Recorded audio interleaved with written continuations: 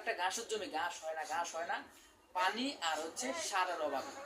আমি কিছুদিন আগে 1800 টাকা পানি দিছি আপনার 9 ঘন্টা, আর হচ্ছে 1000 টাকা সার মশলা দিছি। এখন আলহামদুলিল্লাহ প্রচুর পরিমাণে ঘাস হচ্ছে।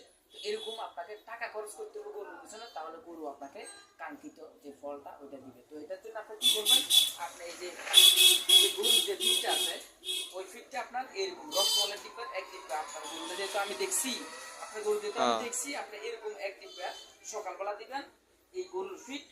আর হচ্ছে আপনার এই ভুসি মিক্স বা ভুসি আপনার এরকম এইটার একবারই দিবেন।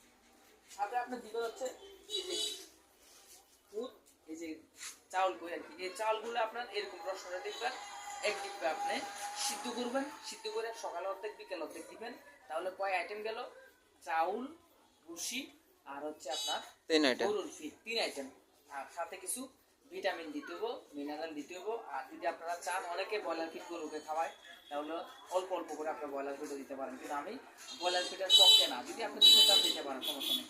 এগুলো আপনি খরচ করেন, ইনশাল্লাহ আপনার যে গরু, ওই গরু পর্যাপ্ত পরিমাণে মোটা তাজা হইব, যদি আপনি ভালোভাবে পুষ্টিকর দানাদার খাদ্য দেন আর পরিচর্যা করেন। তো রবির ভাই, আপনাকে অনেক ধন্যবাদ। আচ্ছা, আপনাকে পরামর্শ দেওয়ার জন্য অনেক ধন্যবাদ। তো দর্শক, আপনারা যারা গরু মোটা তাজা করবেন, গরুকে পুষ্টিকর দানাদার খাদ্য দিবেন, পাশাপাশি হচ্ছে আপনারা কিছু ভিটামিন মিনারেল দিবেন, তাহলে আপনাদের গরু মোটা তাজা সঠিকভাবে হয়ে যাবে। তো সবাই ভালো থাকবেন, সুস্থ থাকবেন, আল্লাহ হাফেজ।